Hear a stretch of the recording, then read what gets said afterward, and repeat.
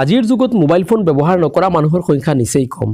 আমাৰ সকলোৰে হাতত এটাকৈ মোবাইল ফোন থাকে বা কিছুমানৰ ইয়াতকৈ বেছি মোবাইল ফোন থাকে আৰু সেই মোবাইল ফোনটোত আমাৰ কিছুমান জৰুৰী বা দৰকাৰী তথ্য সেভ থাকে আৰু সেই তথ্যসমূহ যদি কোনোবা দুষ্কৃতিকাৰীয়ে আপোনাৰ অজানিতে আপোনাৰ মোবাইলৰ পৰা চুৰ কৰে বা এক্সেছ কৰি থাকে বা আপোনাৰ তথ্যসমূহ কিবা অপব্যৱহাৰ কৰে তেনেহলে এবাৰ ভাবকচোন আপোনাৰ কিমান পৰিমাণে ক্ষতিসাধন হ'ব পাৰে।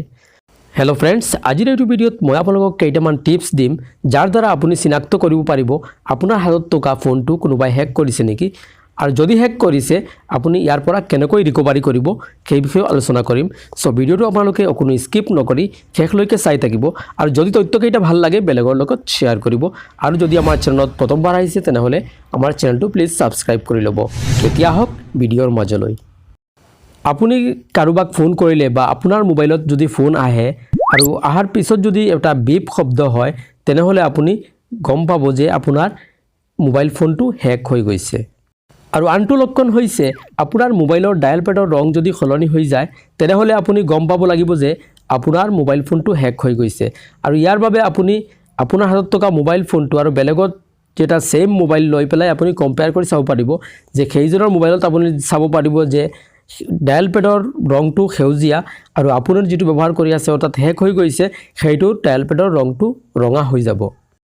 আৰু আন এটা লক্ষণ হৈছে আপোনাৰ মোবাইলত ফোন চলাকালীন যদি এটা মাইক্ৰফোনৰ চিহ্ন বাহি উঠে ডিসপ্লেত তেনেহলে আপুনি নিশ্চিত হ'ব লাগিব যে আপোনাৰ ফোনটো হেক হৈ গৈছে আৰু ইয়াৰ পৰা কেনেকৈ আপোনালোকে ৰিকভাৰী কৰিব মই এইটো ভিডিঅ'ৰ শেষত আলোচনা কৰিম।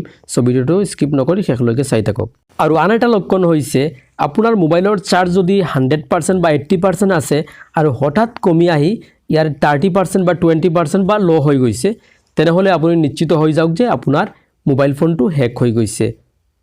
ইয়াৰে আন এটা লক্ষণ হৈছে আপোনাৰ মোবাইলৰ পৰা যদি কোনো আননাউন নম্বৰত অটোমেটিক ডায়াল হৈ থাকে বা অটোমেটিক কল লাগি যায় তেনেহলে আপুনি নিশ্চিত হৈ যাওক যে আপোনাৰ মোবাইল ফোনটো হেক হৈ গৈছে।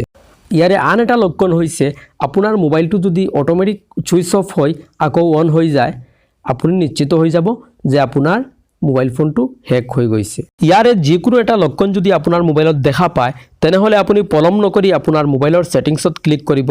সেটিংছত ক্লিক কৰাৰ পাছত এপছ মেনেজমেন্ট এটা অপচন দেখা পাব, ইয়াৰ ওপৰত ক্লিক কৰিব আৰু ক্লিক কৰাৰ পাছত আপুনি দেখিবলৈ পাব যে এটা এপ্লিকেশন ইনষ্টল হৈ আছে আপোনাৰ মোবাইলত। আপুনি সেইটো ইনষ্টল কৰা নাছিলে বা ইয়াৰ বিষয়ে আপুনি একো নাজানে। আসলতে সেইটোৰ দ্বাৰাহে আপোনাৰ মোবাইল ফোনটো বেলেগে এক্সেছ কৰি আছে বা তথ্যসমূহ চুৰ কৰি আছে।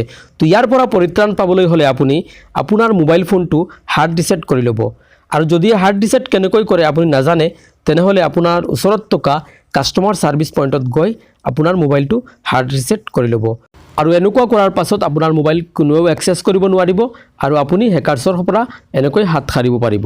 তো আজিৰ ভিডিঅ'টো আছিল ইমানেই। যদি ভিডিঅ'টো ভাল লাগিছে বেলেগৰ লগত শ্বেয়াৰ কৰিব আৰু আমাৰ চেনেলটো সাবস্ক্ৰাইব কৰি ল'ব। ধন্যবাদ।